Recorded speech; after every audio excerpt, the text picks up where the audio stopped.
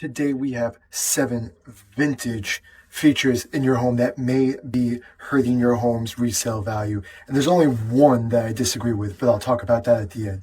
So first up, we have outdated layouts. So we're seeing for a long time now that people want open floor plans. So that closed floor plan might not be it. Next, bathrooms.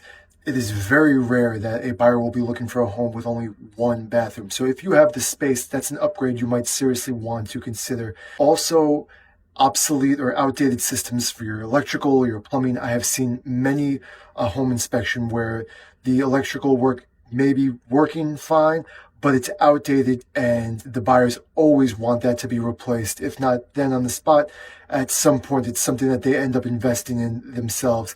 Next, radiators. So who hasn't burnt themselves on a radiator? Everybody's looking to move towards HVAC, so central air and heat as well in one place. Carpeting. I have this conversation all the time. People don't like carpeting anymore. Really just not a thing.